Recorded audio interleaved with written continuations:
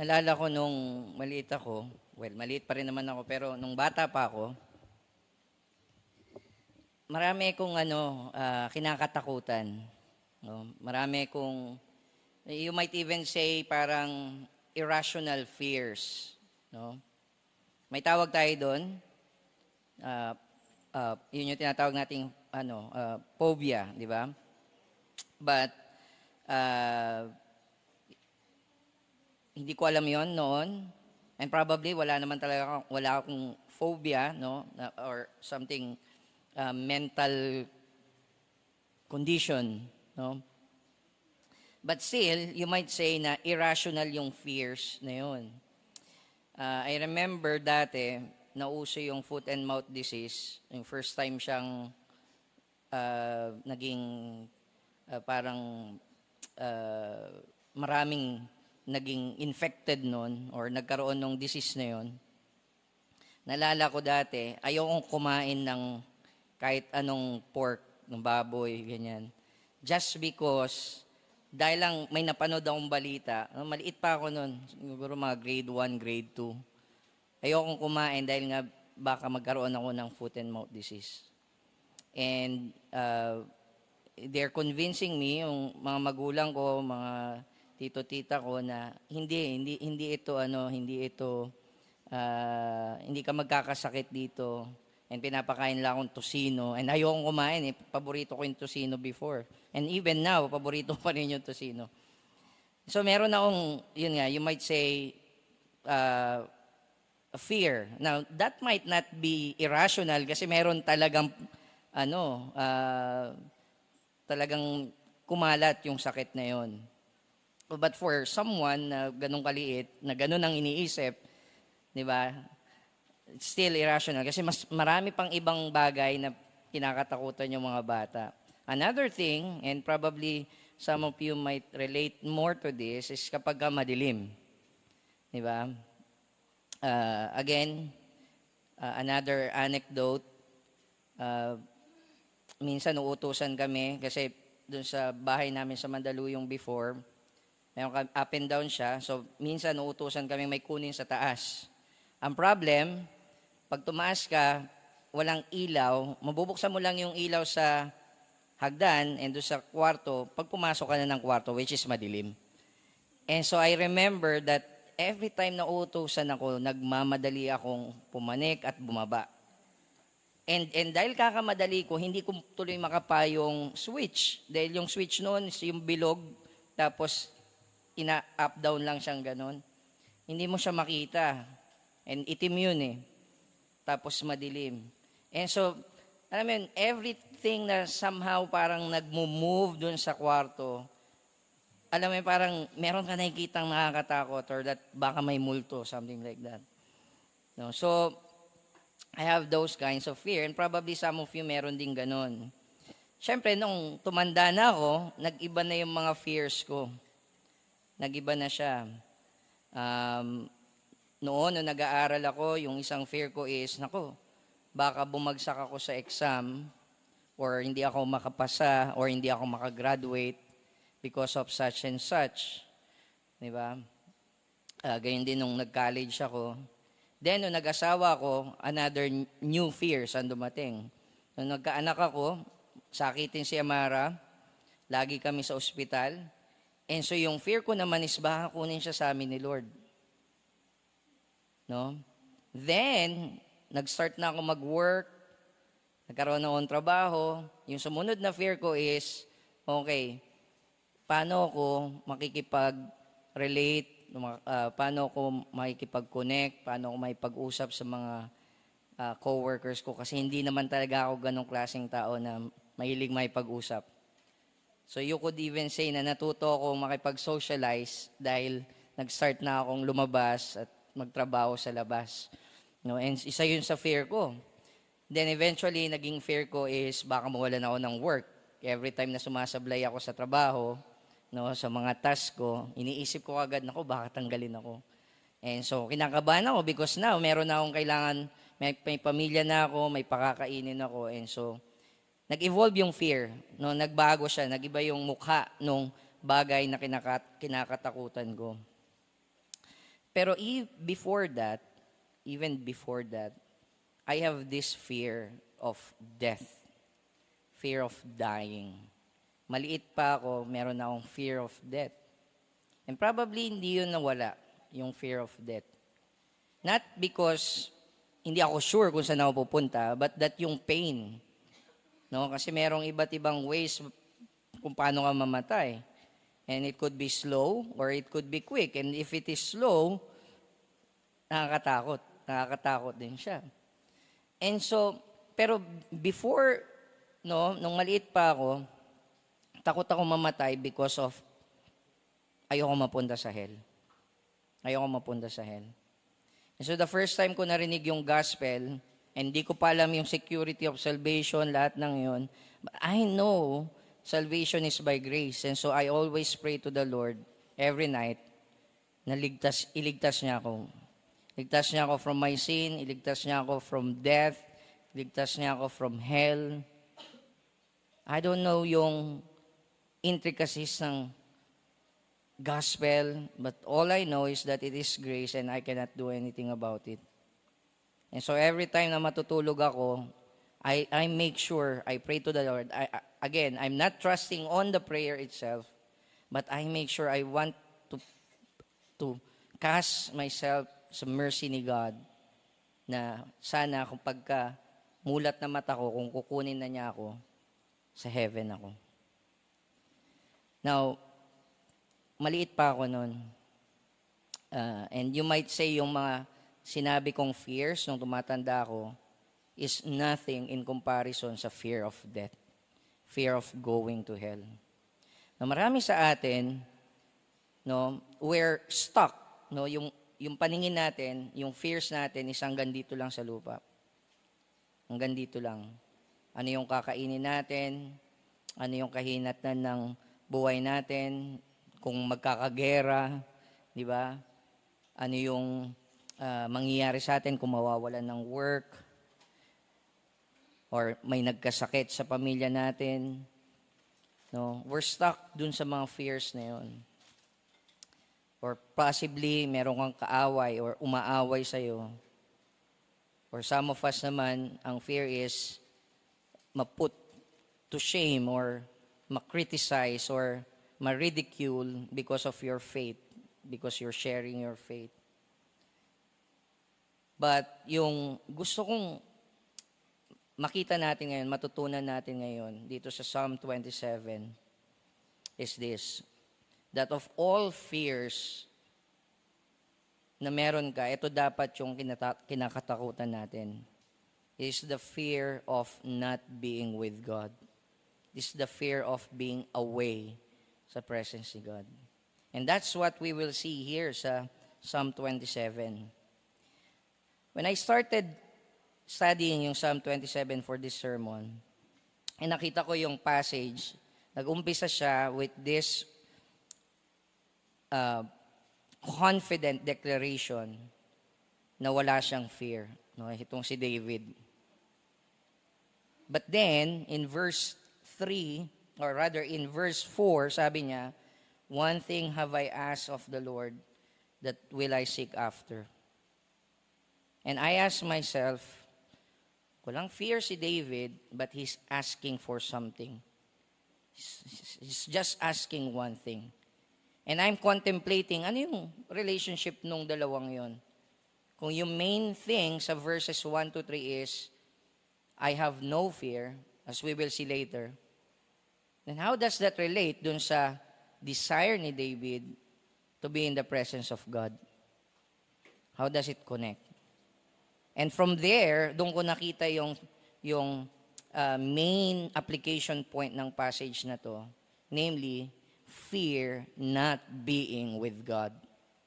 Fear not dwelling in the presence of God. And titingnan po natin yan mamaya. Now, ano yung main point ng passage? Yung nabanggit ko is yung main application point. Pero ano yung main point ng text?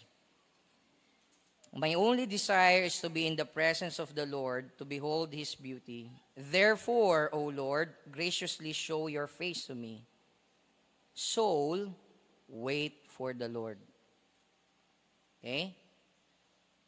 Yun yung main point. My only desire is to be in the presence of the Lord, to behold His beauty. Therefore, O Lord, I pray, graciously show your face to me. Soul, wait for the Lord. Meaning self. No? David here is preaching to himself, wait for the Lord. If we are to divide yung passage natin ngayon, pwede natin siyang hatiin into 4 parts. Yung verses 1 to 3, makikita natin yung confident trust ni David in the Lord. Yung confidence niya in the Lord, verse 1 to 3. Then in verses 4 to 6, makikita natin yung desire ni David to gaze upon the beauty of the Lord, verse 4 to 6. Then in verse 7 to 12, David's prayer to seek the face of the Lord. Then verse 13 to 14, David's instruction to wait for the Lord. No? Yan yung structure ng passage. Now, also, you could think of the passage as a chiasm. Chiastic din siya. And that's the first and last section nung psalm, no, nag-express siya ng trust in the Lord. Then, sa gitna, makikita natin yung kanyang desire and prayer to be in the presence of the Lord. No, pwede nyo siyang tignan that way also. Before I continue, let us pray. Panginoon, marami pong salamat sa privilege na binigay niyo po sa akin to preach your word, to share your message to your people. It is my prayer that you open our eyes to the glories of Christ in the gospel. Makita namin yung glory ninyo sa mukha ni Kristo. And that by beholding your glory, we will not fear. We will not be afraid of anything. Yun nawa ang maging result nito sa buhay namin. That as we walk the Christian life, we will not fear anything. We will not fear any loss in the pursuit of love for you and for others. So, Father, help us now. Give us wisdom, understanding, so that maunawaan po namin ang salita ninyo at mai-apply namin to sa aming mga buhay. Make this personal sa amin and not just theoretical, something to study. But make this personal sa amin, Panginoon. In Jesus' name we pray. Amen. So first, makikita po natin yung confidence ni David in the Lord. And makikita nyo that si David yung author nito, sabi dyan, of David. Now, paano in-express ni David yung confidence niya in the Lord? Kanina na-mention ko in the introduction that yung main point ng verses 1 to 3 is David doesn't fear. Or to say it another way, no fear.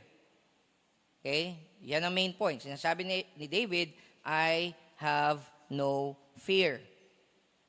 I don't fear anything. I'm not afraid of anyone. Okay? And makita nyo yan dun sa mga rhetorical questions na binigay niya. Whom shall I fear? Of whom shall I be afraid?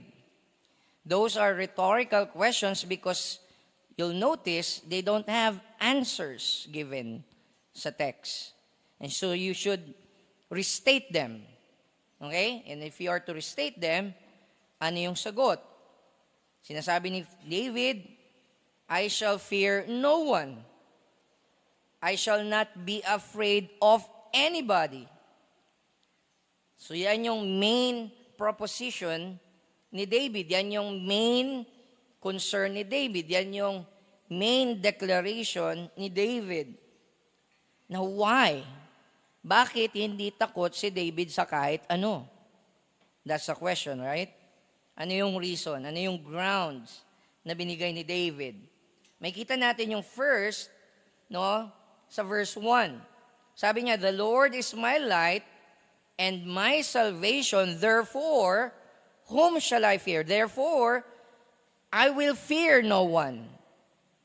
Sinasabi ni David, because the Lord is my light, the Lord is my salvation, I will fear no one. Now, when you think about it, or when you see verses like this, now that you know yung logical relationship nila, no? One is a statement of fact, the Lord is something, then a statement or a declaration of trust or confidence, therefore I fear no one.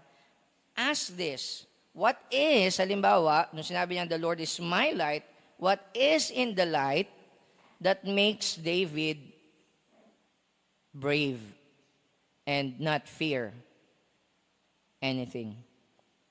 What makes him that way? Right? You should ask that. Ano yung meron sa light? Ano ba yung ginagawa ng light? Okay? Now, to understand light, mas maintindihan natin siya if we are to contrast it with darkness. Isn't it? Now, what is in the dark? Kanina, in the introduction, I've said marami akong kinakatakutan and isa doon is yung dark rooms. No? Because you don't know what's in there. Right?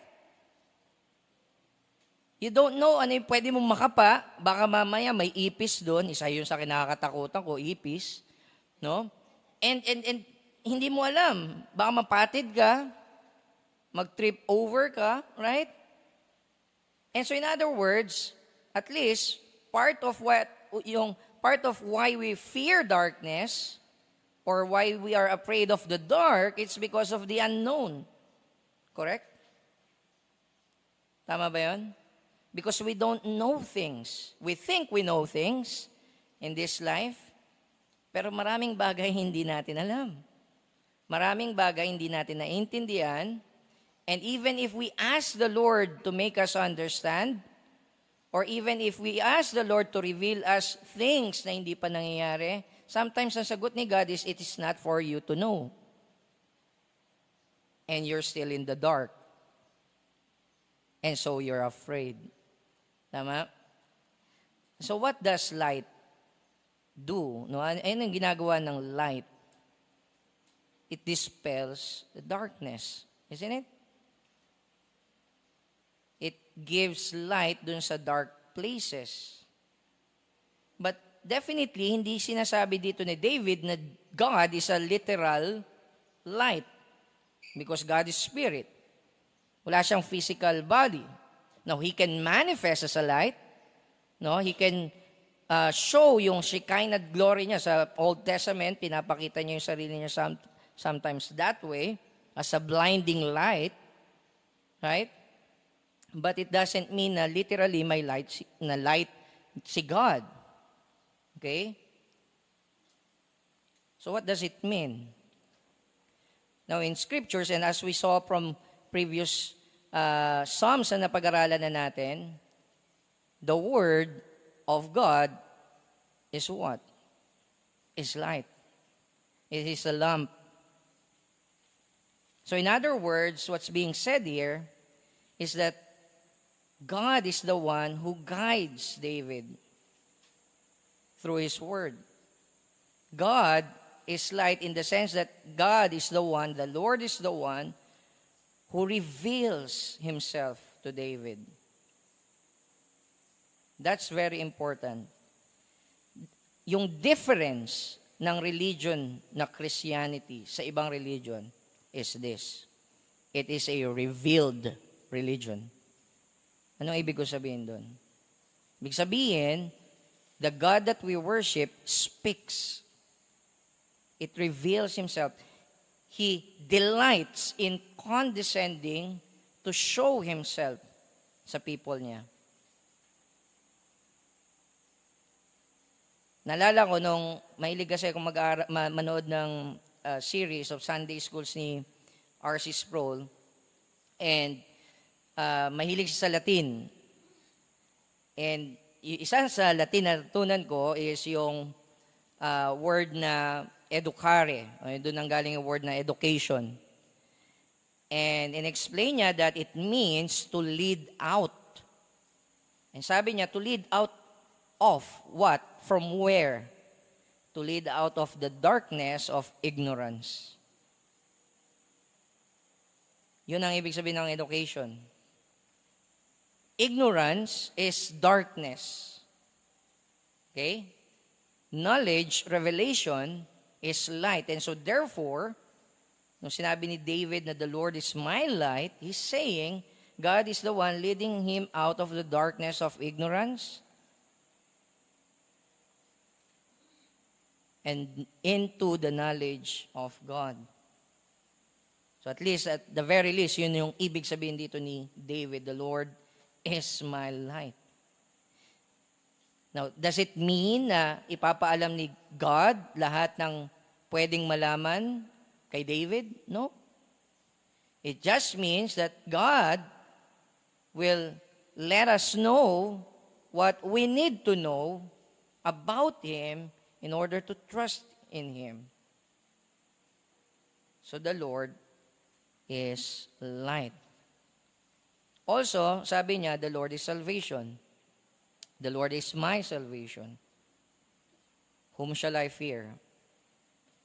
Ibig niya sabihin is that the Lord is the one who will save him from anything na nandun sa darkness. Then, same verse, sumunod na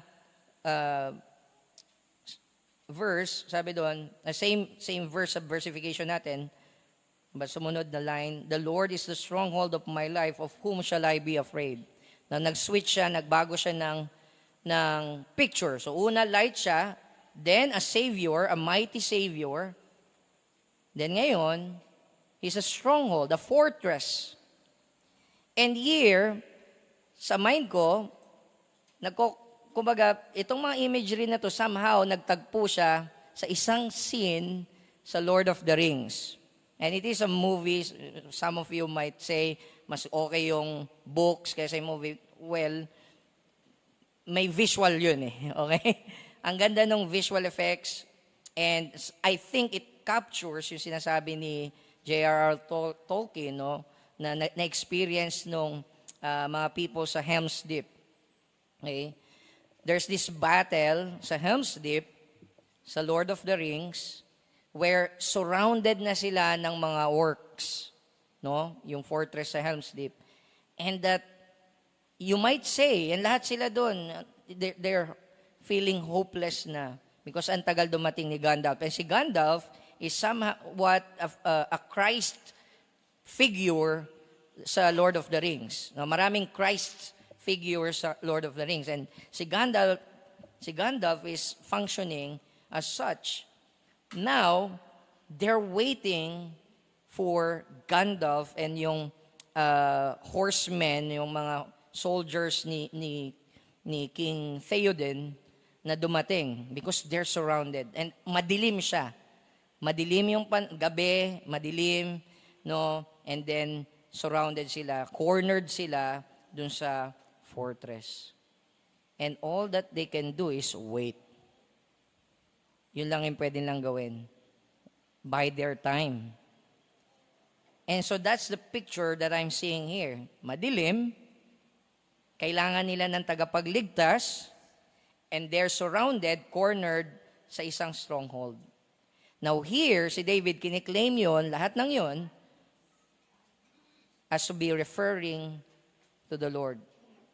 He is the light na kailangan nila because yung orcs ayaw nila sa light. They can only march papunta dun sa Helm's Deep while it is dark. Also, they're in need of a Savior. Someone like Gandalf. Si David is saying that. And also, they are hiding behind this stronghold. Kilala yung Helm's Deep as a fortress na kung saan mahirap siyang masira. Mahirap siyang, and it takes time para mapabagsak yung walls ng fortress. Okay? And so kaya, no wonder, kung mapapansin nyo, sa dulo nito, ng Psalm 27, ano yung pinipreach ni David sa sarili niya? Wait for the Lord. So kaya yun yung nakikita kong magandang illustration sa kanya. That it is like that. It's just that the Lord is both the light, He is the Savior, and He is the stronghold na kung saan nakatago si David. Okay? Now, in verse 2, in-expound niya itong sinasabi niya that the Lord is light, salvation, stronghold. So sabi niya, when evildoers assail me to eat up my flesh, yung idea is, dinidescribe ni David itong mga enemies niya as though parang mga wild beasts ito that they're, you could say, cannibalistic, no? Kung hindi ito figurative language, probably pwedeng literal din yun, no? Kung hindi ito figurative, there is an instance no sa Iliad before where si Achilles dinidescribe niya yung kasi nga galit na galit siya kay Hector dahil napatay ni Hector si Patroclus, and sabi niya, would that I have tear yung body ni Hector para kainin niya. Okay? So that's possible nung panahon nila. No? Or perhaps nung sinabi ni Goliath kay David noon, nung nakalaban ni David si Goliath that, okay, papatayin kita and yung flesh mo papakain ko sa mga vultures, sa mga sparrows, no? Sa mga wild beasts. Yung idea is that they are so beastly. Madalas dinidescribe yung enemies ni God no, sa scriptures as beastly. Okay? They don't have any morals. They don't have any conscience to eat up my flesh. Then sabi niya, my adversaries and foes, it is they who stumble and fall. So what David is saying here, nasabi niya, ito yung mga enemies ko, and yet sila yung babagsak. Seems like malakas sila. They can tear my body. And yet, they are the one who will stumble. And because of that, sabi ni David sa verse 3, though an army encamp against me. So see that? Nakikita niyo yung picture ngayon? There's an army surrounding yung fortress. My heart shall not fear. So negative yun. I fear no one. I fear nothing.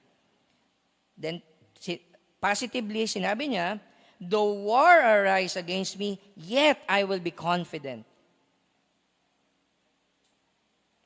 Literally, yet I will trust. And yung object ng trust, clearly is the Lord.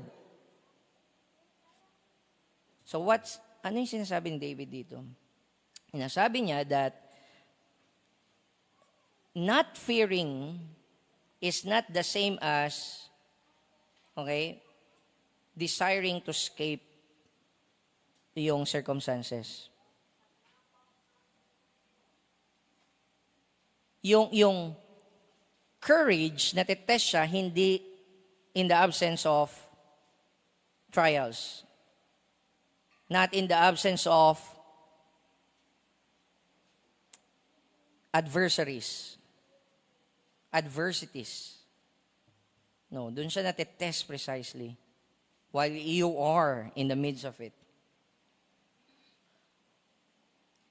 Now, so again, yung main point ng verse 1 to 3, I have no fear.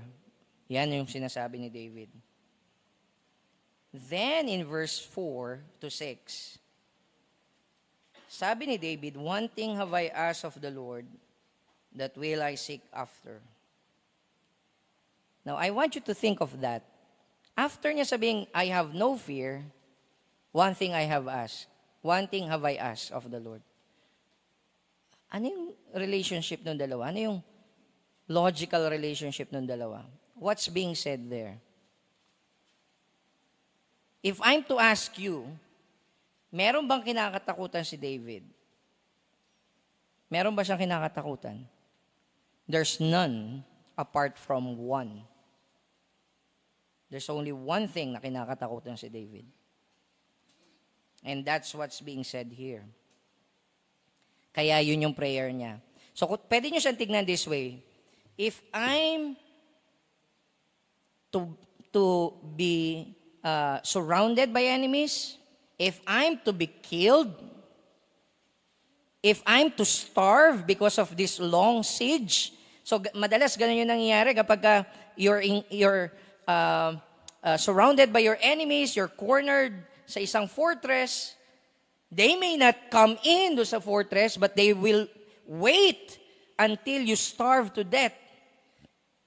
So just imagine that. And nangyayari yun, no? Nung eventually sa history ng Israel, no, ng mga Jews, no, nung na-destroy yung Jerusalem noong AD 70, they were surrounded by the Roman soldiers, and they ate yung kanilang mga anak, yung kanilang mga pamilya because of starvation. Ganon noon, no, yung mga gera.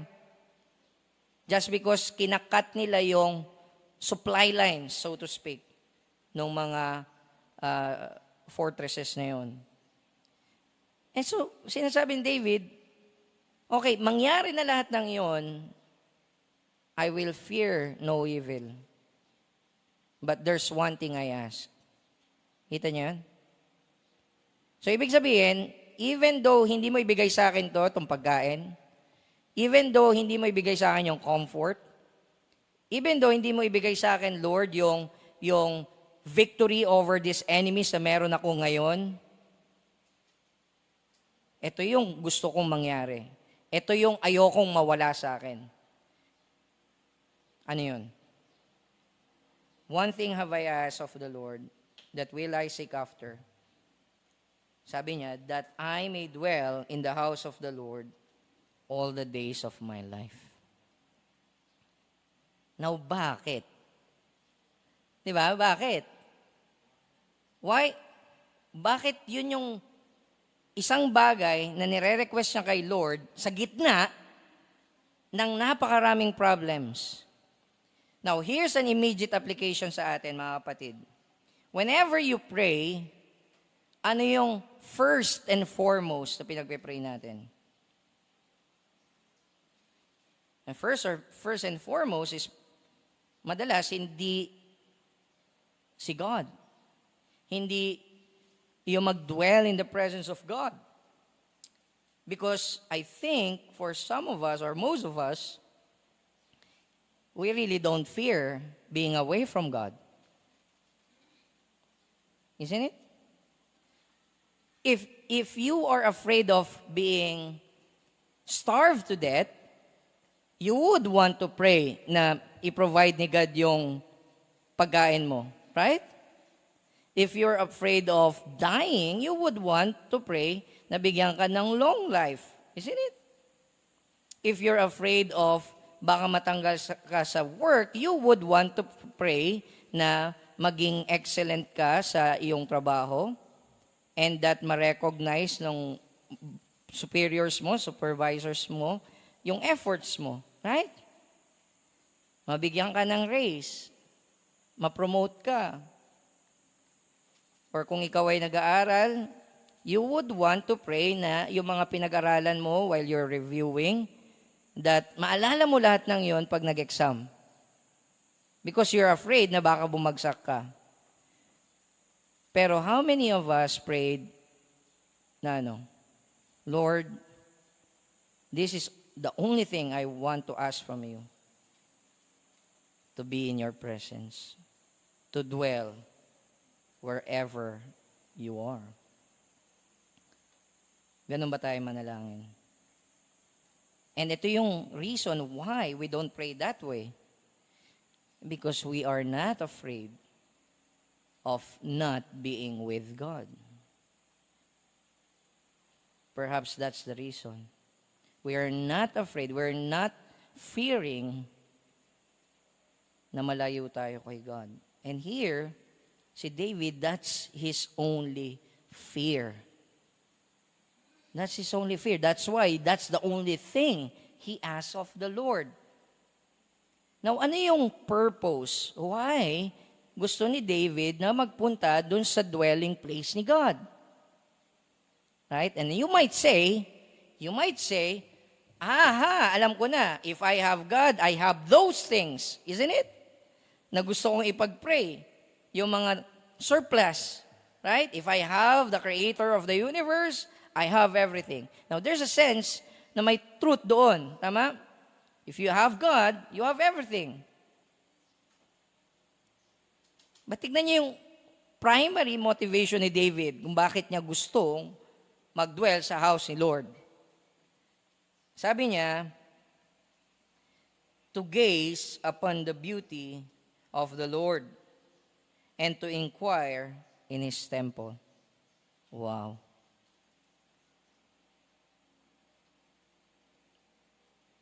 I think that's the real problem. Whenever we face problems sa lives natin, sometimes, or most of the time, tinitingnan natin yung problem outside of us. Okay? Galing sa labas. External siya. Kasi yung boss ko Hindi niya nire-recognize yung efforts ko Di ba? Kasi siya yung asawa ko Ang sama ng ugali Kasi ganito No, laging palabas. But in reality, yung problem ng tao is that we have problem inside sa hearts natin. And whenever we seek God, it's not really God that we seek, rather yung benefits ni God, yung gifts ni God, that's what we seek. But here si David, yung greatest gift na sinisik niya is not other gifts other than God, but God Himself. It is to gaze upon the beauty of the Lord. Hindi stepping stone si God for something else. Si God, yung end of our quest for joy and happiness and delight. Si God yung end. Sabi ni Augustine, yung souls natin are restless until it find rest kay God.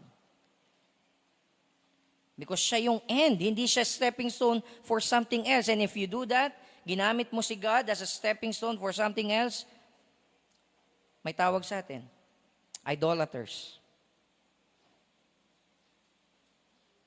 So in other words, yung problem ng tao is worship. It is a worship issue.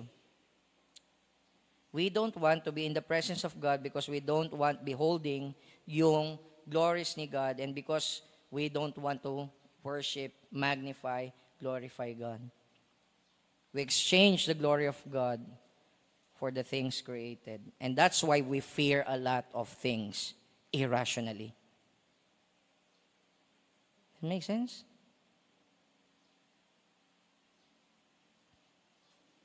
Now, what does inquiring in the temple has to do with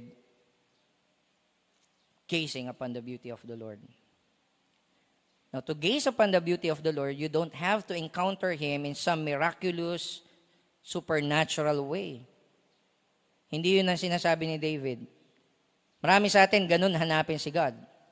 If there's some encounter with God, I might change. Masosolve yung problem ko kapag ka nagpakita sa akin si God this way. No. Primarily, ano yung way ni God of showing yung beauty niya, yung glories niya? It is in the Word. It is through the Word. And that's why sinasabi ni David, he wants to dwell in the presence of the Lord to inquire in His temple. To inquire of who God is, to know Him. Not in a way na kung saan we're chasing after encounter. Tapos mag-die down yung feelings na yon, then wala ka na naman, wala ka naman delight kay God because you're chasing after yung encounters. No, si David, ang gusto niya is to dwell in the presence.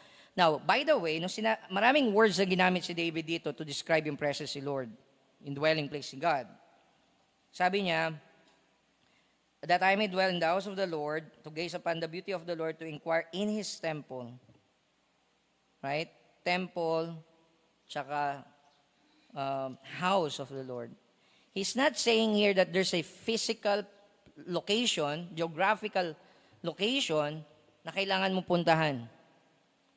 Ang point is, wherever God is, dun mo gusto pumunta.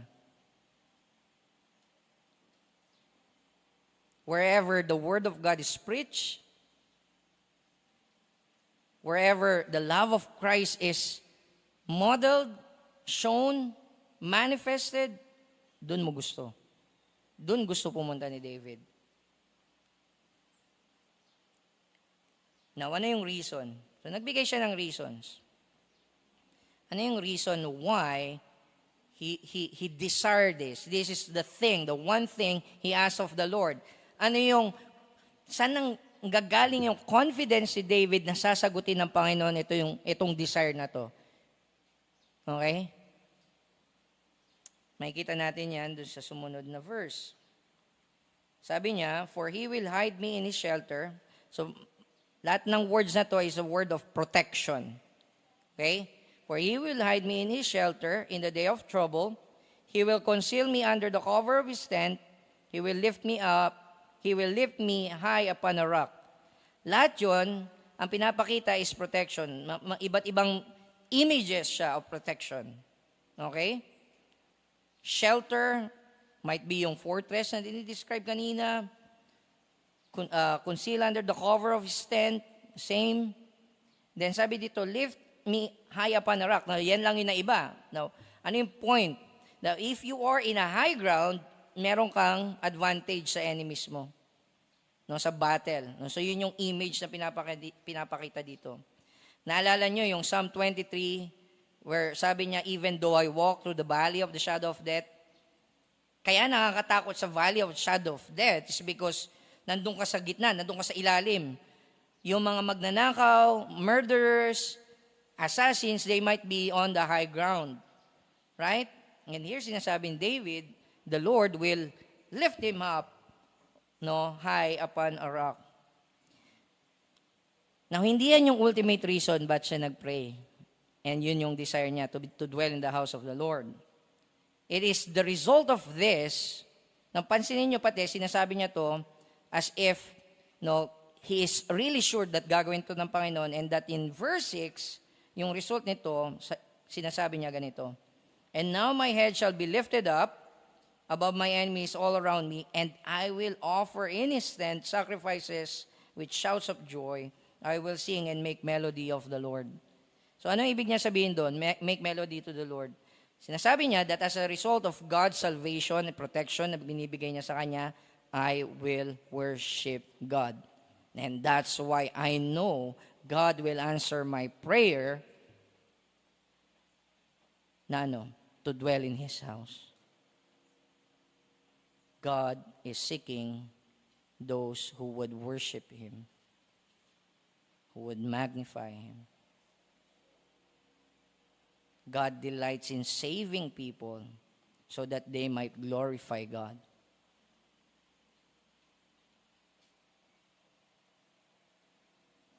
Now, in light of the fact that ito yung desire ni David, therefore, ano yung prayer niya? Kasi hindi pa directed yung prayer niya. Napansin niyo yun? Sinabi niya pa lang, in-state niya pa lang, na sabi niya, one thing have I asked of the Lord. Napansin niyo, hindi siya naka-second person, na third person, I asked of the Lord. Pansin niyo yun? One thing have I asked of the Lord. Hindi niya sinabing, Lord, I'm asking you. Sinasabi niya, I have no fear, but there's one thing I ask of the Lord, to dwell in His presence. And yung reason because is that if He'll save me, protect me, I will worship Him. Then lahat ng yon, therefore, ito na yung prayer ni David. Verse 7 to 12. Sabi niya, hear, O Lord, when I cry aloud.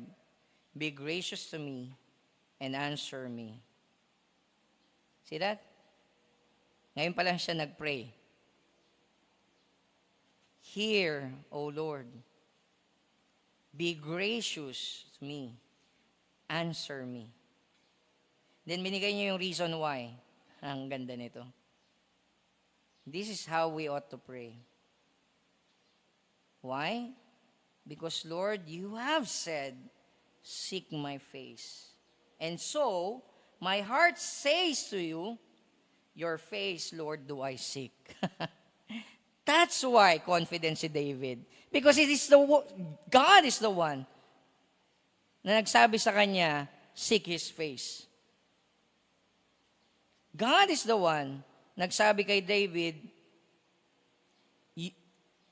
pray to dwell in my presence so that you might behold my beauty. See that? In other words, ina-anchor ni David yung prayer niya to God na iligtas siya so that he might be able to dwell in the house of the Lord and gaze upon His beauty, to worship Him. It is because it is what God wants in the first place. Yun yung priority ni God. And so yun din yung priority ni David. And if in alignment yung priorities nila, David knows God will answer. And so negatively, so yun yung positive side ng prayer, sinasabi niya, hear me, be gracious to me, answer me. Yung negative side is, that's why I know, ito yung pinagpe-pray niya talaga. Namely, to dwell in the house of the Lord, to gaze upon His beauty. Kasi tignan niyo yung negative side. Hide not your face from me. Turn not your servant away in anger. O you have been my help. Cast me not off. Forsake me not, O God of my salvation. See that? So makikita nyo, there's a positive side, then kinokontra siya, sinasabi ngayon yung negative side ng prayer, puro siya not. Do not do this, do not do this, do not do this. Right? And yung primary, again, na concern ni David is, Lord, I want to be in your presence. So if I'm to summarize yung prayer niya is simply, what? Show your face to me. Right? That I might gaze upon your beauty.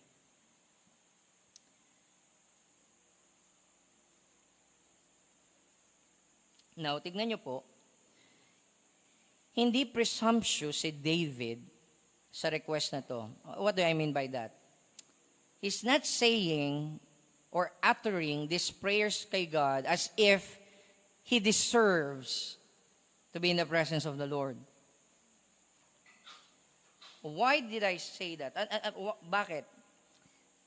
Kasi tignan niyo, sabi niya, do not turn. Sabi niya, turn not your servant away in anger. Why would God be angry with David in the first place? Because he's a sinner. David knows na sinner siya. David knows na hindi siya karapat-dapat sa presensya ng Panginoon. David knows that he might die to behold yung glory ni God. He knows that. And that's why yun yung prayer niya.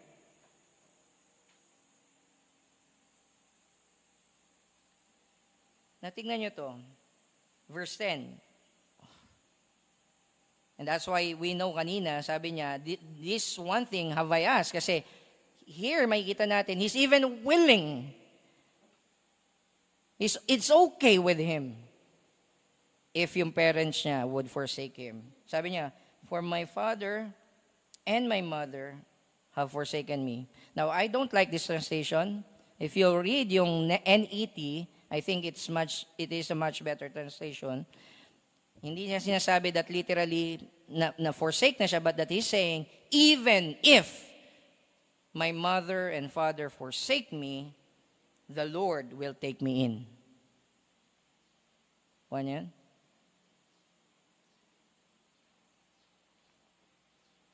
Ang pinaka-importante sa kanya is for God not to forsake him. If yung call ni God kay David to serve him, to love him above all, would require David or rather would, in effect, as a result of his devotion to God, would result in na yung parents niya, i-deny siya, i-forsake siya. Sabi ni David, that's fine. As long as you, God, will not forsake me.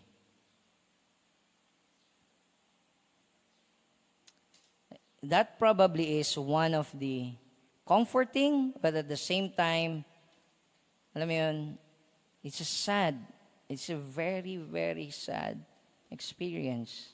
Devastating even. Lalo na sa mga anak, right? Of all people, you don't want to be forsaken by your parents. Di ba? Pag nakakakita tayo ng ganun sa mga movies or even sa mga balita, di ba? Iniwan yung bata, nakakalungkot. Pinabayaan. And here si David, sinasabi niya, that's fine. As long as I have God. As long as I have God. Now, paano sasagutin ng Panginoon? Ano yung means by which God will not hide Himself or His face from David? May kita nyo yan sa verse 11 to 12. Tingnan nyo. And that's why, yung connection kanina, no, sabi ni David, I want to dwell in the house of the Lord, to gaze upon His beauty, to inquire in His temple. Nakikita niyo yung pattern, right? Lord, show your face, and how will you show your face to me? Ito yun. Teach me your way, O Lord, and lead me on a level path because of my enemies. That's how. Give me not up to the will of my adversaries. Ito, mention ko, from the last sermon on Psalm 26, may mga nag-a-accuse kay David of things na hindi niya ginawa. Sabi niya, for false witnesses have risen against me, and they breathe out violence. Ang sinasabi ni David, Lord, if I'm to gaze upon your beauty, I should be alive. If I'm to gaze upon your beauty, tulungan niyo, Panginoon, na maintindihan kung sino talaga kayo. Ano yung ways ninyo. Hindi ako mapalayo sa kalooban ninyo. Does it make sense? Then, in verse 13 to 14, and that's why I said earlier, paulit-ulit, that he's confident na sasagutin ito ng Panginoon because sinabi ng Panginoon, seek my face. And so, sabi ni David, I seek your face. I'm seeking it now. And kaya pagdating sa verse 13, may kita natin that David expresses yung kanyang confidence na sasagutin ito. Verse 13, I believe that I shall look upon the goodness of the Lord in the land of the living. Meaning, I believe that God will save me from my current situation, from these enemies surrounding me. Hindi na mention yung context, maraming possible historical setting sa life ni David na nangyari ito, na he's surrounded. Okay? And then sinasabi niya, I'm sure that I'll be alive and that he will be able to look upon the goodness of the Lord. Then in verse 14, after niya express yung confidence na yun, ano yung ginawa ni David? He preached to himself, wait for the Lord, be strong, let your heart take courage, wait for the Lord. Immediate application. Now, when we pray to God, sometimes yung prayer natin, you've been praying for it ng matagal, and hindi, it's as though hindi ka naririnig ni God. Okay? And you've heard this, and I don't think na nakakasawang marinig ito, that may tatlong possible answers si God sa prayers. Yes, no, wait. And yung wait, yun yung mahirap, right? Yung wait. Kasi you don't know ano yung nasa dulo nun. Kung after nung waiting, no yung nasa dulo, or after nung waiting, yes yung nasa dulo. And then you might be thinking, sayang yung wait. Right? You've waited for nothing. And that's because you don't know what's good for you. Even if God says no sa prayers mo, or wait sa prayers mo, God knows kung ano yung good para sa atin. Right? And see here, si David is saying to his soul, wait for God. Wait for God. You've prayed. You know that God is faithful to His promises. You know na si God yung nagsabi sa'yo na seek my face, and now you're praying to God to dwell in His presence, to gaze upon His beauty. Ginawa mo na yung responsibility mo, that's the part you're accountable with. And so now wait. Wait for the Lord. Now, kanina, I actually intentionally said, the Lord is light. Napansin niyo yun? When describing God. The Lord is my light. Sabi ni David, the Lord is my salvation. The Lord is the stronghold of my life.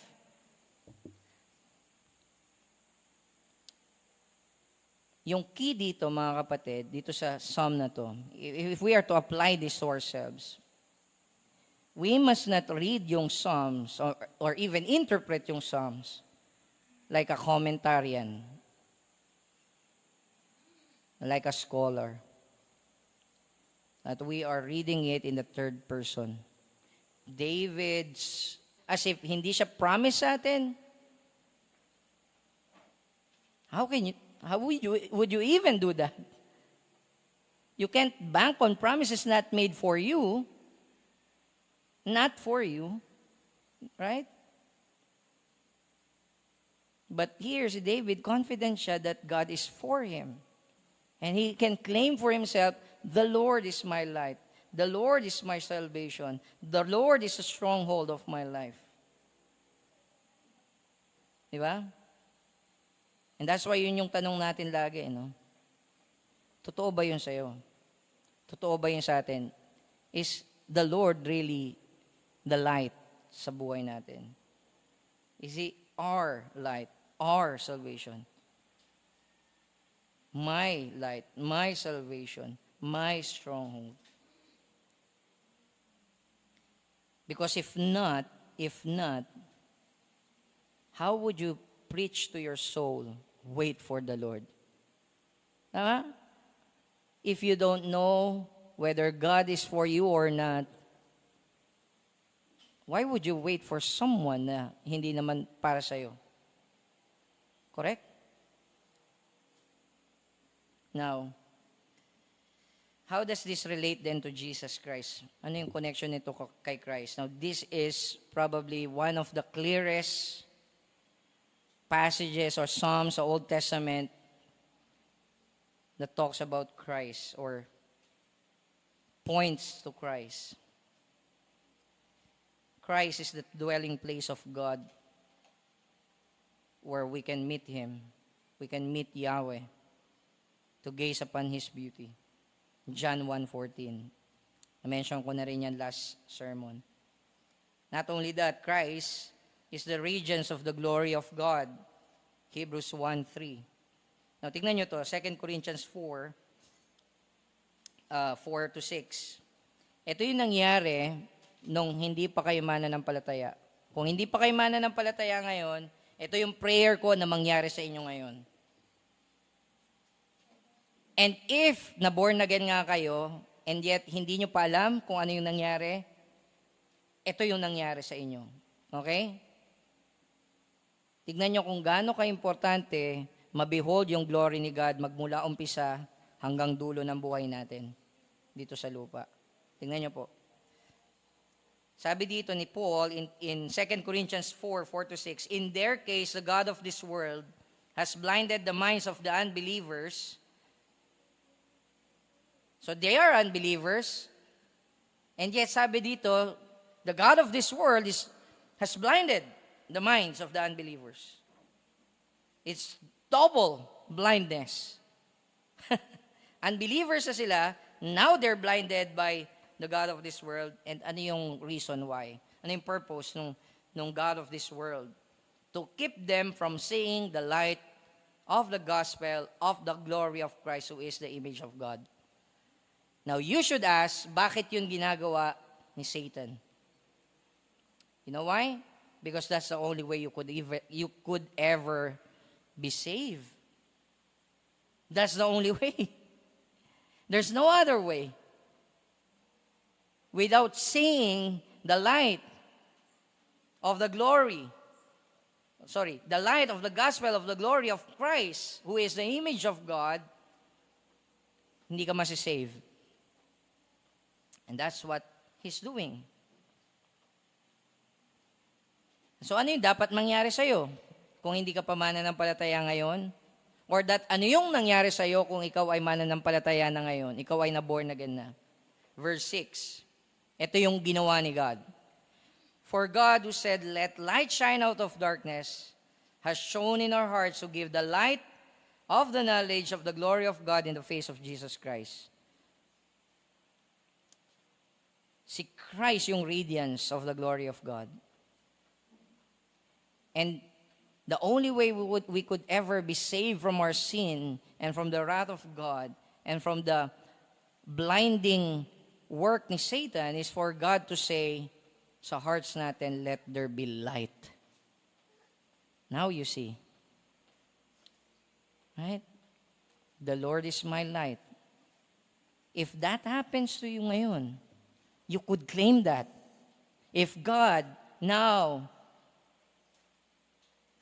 naririnig niyo yung word niya, yung gospel, kanina, yung mind mo might be floating around and going somewhere, and then all of a sudden, the light of God has shone in your hearts. And pag binuksan ni God yung mata mo, ano makikita mo? It's the glory of God in the face of Jesus Christ.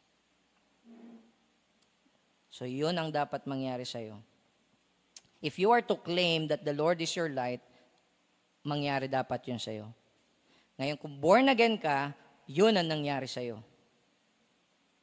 It is not your own doing. Sabi sa John chapter 1, we love darkness. We don't love the light. We love darkness. And so the only way for yung love affair natin with darkness be overcome is for God to say, let there be light sa hearts natin. Now, if you're thinking, that's okay. So, umpisa lang yun. Kailangan natin yan. Yan yung foundation. But then, later on, you don't have to do that. You don't have to be always reading the Bible to behold yung glory ni God. Maintindihan ka naman ni God siguro. No. No. Kung paano ka nag-umpisa, ganun ka rin magtatapos. Ganun din yung gitna. 2 Corinthians chapter 3, verse 18. Ito na, kung mananampalataya ka na, ito yung mangyayari sa'yo, nangyayari sa'yo para ikaw ay maging katulad ni Kristo. Mag-glorify. Sabi niya, and we all, 2 Corinthians 3:18, and we all, with unveiled face, beholding the glory of the Lord. Saan nga natin makikita yung glory of the Lord? According kanina, sa 2 Corinthians chapter 4, in the face of our Lord Jesus Christ in the gospel. Sabi niya, and we all, with unveiled face, beholding the glory of the Lord, are being transformed into the same image from one degree of glory to another. For this comes from the Lord who is the Spirit. See that? You begin with God saying, let light shine out of darkness sa hearts natin so that we might behold yung glory ni God in the face of the Lord Jesus Christ. And yung paglakad natin sa pananampalataya, yung sanctification natin, yung paglilinis natin, no, day by day ng Panginoon, yung pag-kill, no, ni God sa sin natin sa araw-araw until we become like Christ. It is still by beholding the glory of the Lord. And so no wonder si David, ang prayer niya, that's the one thing na gusto niya ipanalangin. Because that's how he'll get saved, he'll get regenerated, born again, and that's how what? He'll be transformed. Because he saw na yung problem is not outside of himself, but inside of him. He's not a God-glorifying man. He is a God-belittling man. And ganun din tayo. If we are to progress sa faith natin, we must see that sa buhay natin. We must see that.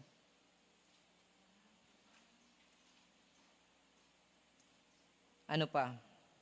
Christ is the light of the world, which is in-imply na rin ito kanina. Sa binasa natin, 2 Corinthians chapter 4. In John chapter 1, verse 4 to 5 and verse 9, sabi ni John the Beloved, in him was life, and the life was the light of men. The light shines in the darkness, and the darkness has not overcome it. The true light which gives light to everyone was coming into the world. And it's referring to the Word sa John chapter 1, verse 1.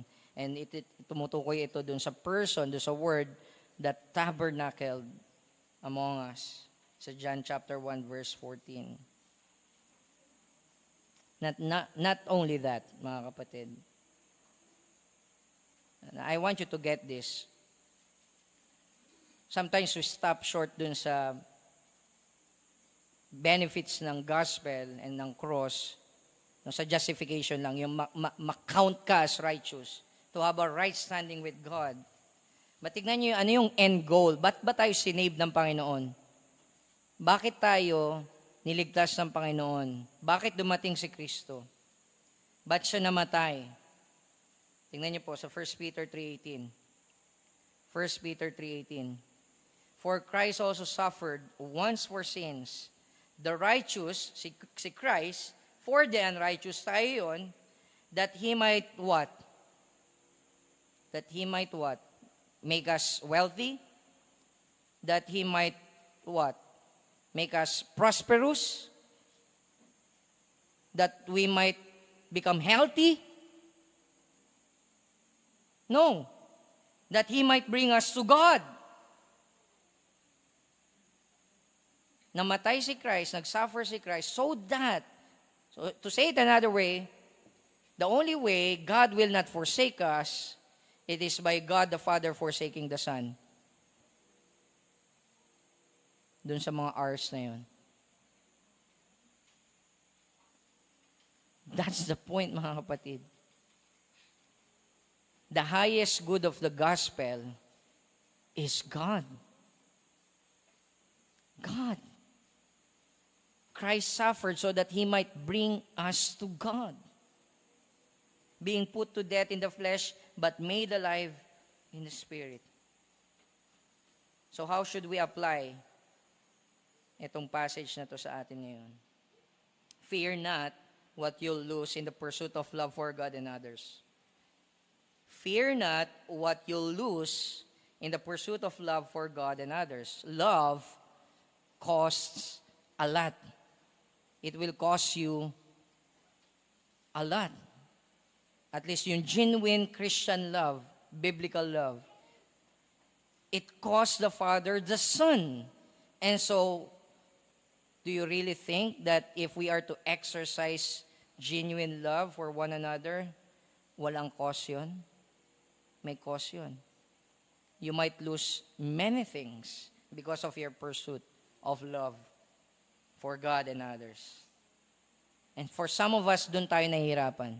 Because we are so still in love of the things of the world. Kaya nahihirapan tayong i-deny yun. Now, sabi nga ni Jason Meyer, dun sa preaching niya on this same passage, the real problem is that hindi natin kayang, is not that we can't deny ourselves. The real problem is that we're not feasting in God. That's why you cannot deny yourselves of many things. Naintindihan yan? So ganito, siguro another illustration would be, isn't it, kapag ka may maliit na bata, may anak kayo, gusto nyong pakainin ng proper na meal, you will tell them, no junk foods. Right? Wala mo ng junk foods kasi we're about to eat lunch. Why? Because if you stuff your stomach with junk foods, wala ka ng gana sa real deal na food that will satisfy you, will nourish you, right? So similarly, no, yung point ni Jason Myers that yung problem natin is not that nahirapan tayo i-deny yung sarili natin of many things or to fast, but that yung real issue is not we're not feasting in God. F-E-A-S-T-I-N-G.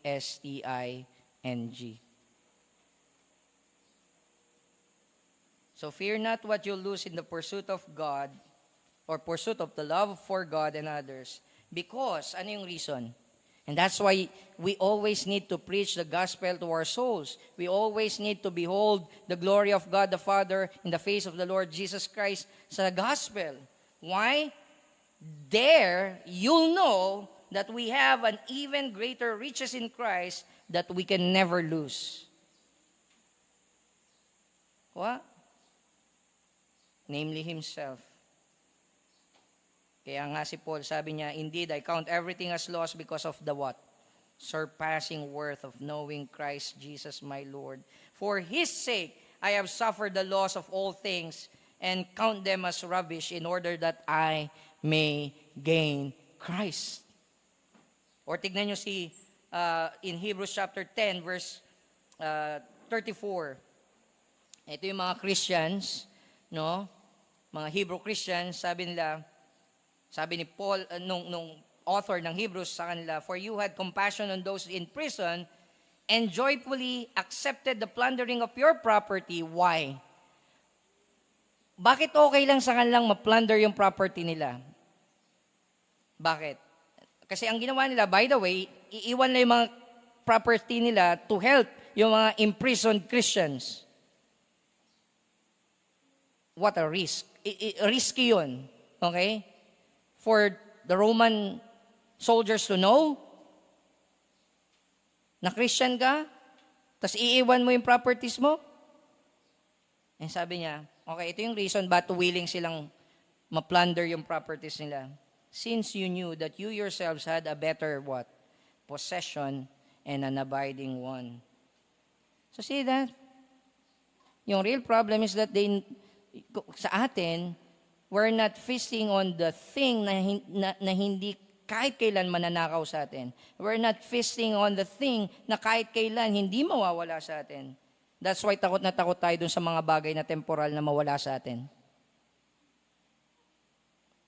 Or tignan nyo si Moses in chapter 11, same book, Hebrews 11:24-27. Ito ang ganda nito. By faith, Moses, when he was grown up, refused to be called the son of Pharaoh's daughter. What? Sinong hindi gugustuhin yun? Of course, we want to be like that. No? To be exalted in such status, in such position. And sabi niya, he refused that. Why? Choosing rather to be mistreated with the people of God than to enjoy the fleeting pleasures of sin. Why? He considered what? The reproach of Christ greater wealth than the treasures of Egypt. For he was looking to the reward. By faith he left Egypt, not being afraid of the anger of the king, for he endured as seeing him who is invisible. See that? Yung keyword, yung clue is, he saw the invisible God. There are only two people sa scriptures na nagpakita ang Panginoon, at least yung wording is face to face. Right? Jacob and Moses. He would rather na mag-suffer. He would rather na galit sa kanya yung Pharaoh. Mas okay sa kanya, okay lang sa kanya. He would rather na hindi i-refuse, no? He would rather refuse yung status that comes with the courts of Egypt and yung pleasures of sin and yung treasures ng Egypt. Kaya niyang i-deny lahat yun. Sabi doon, because he's looking to the reward. And it seems like yung reward is si God, the invisible one. So again, fear not what you'll lose in the pursuit of love for God and others, because we have an even greater riches in Christ that we can never lose, namely Himself.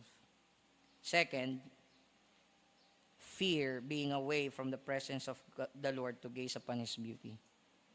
Fear that. Above all, yun ang katakutan natin, yung malayo sa Panginoon.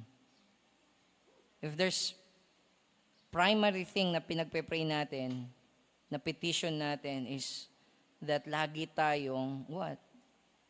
Magdwell sa presence ni God. Wherever God is manifest, yung character ni God, yung revelation ni God is preached. It could be in the fellowship. It could be in your communion with God through prayer and study of the Word.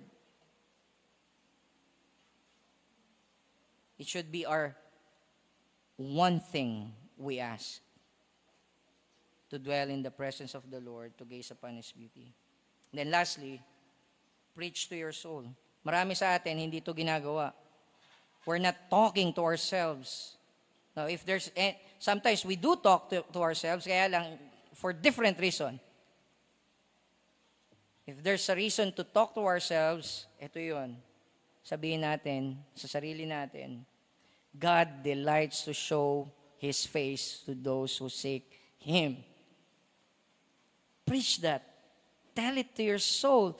It is God's delight to show Himself dun sa mga taong nagtatrust sa Kanya, nagtitake refuge sa Kanya.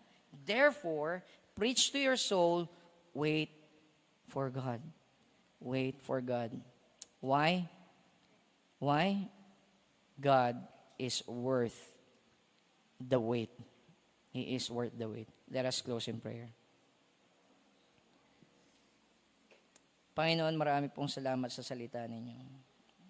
You are my light. You are our light, our salvation, our stronghold of our lives. Let it be true to our lives, Panginoon. Hindi ito theoretical lang sa amin. But that, my prayer, Lord, kung meron mang hindi pa mananampalataya ni Kristo, hindi pa pinapanganak muli, magligtas kayo, Panginoon, ng kaluluwa. Gawin niyo po yung sinabi niyo, Panginoon, sa inyong salita, to let light shine out of the darkness of our hearts, of these people's hearts, so that they might behold your glory in the face of our Lord Jesus. Save them. Open the eyes of their hearts so that they might behold glory, power, wisdom sa cross ni Christ. And sa amin, na mga nag-claim, nagpo-profess ng faith, help us, Lord God, to cling kay Christ in His Word, because just as yung regeneration namin requires beholding your glory, yung sanctification namin requires still beholding your glory. Huwag niyo po hayaan na malayo kami, Panginoon, sa presensya ninyo. Lagi niyo po kaming ilapit sa mga means of grace na binibigay niyo sa amin. Ang gamitin namin ito upang mag-feast kami, Panginoon. Mag-gaze kami, Panginoon, upon your beauty. So that we might escape yung snare ng pleasures of sin sa buhay namin. Be glorified, be magnified. In Jesus' name we pray. Amen.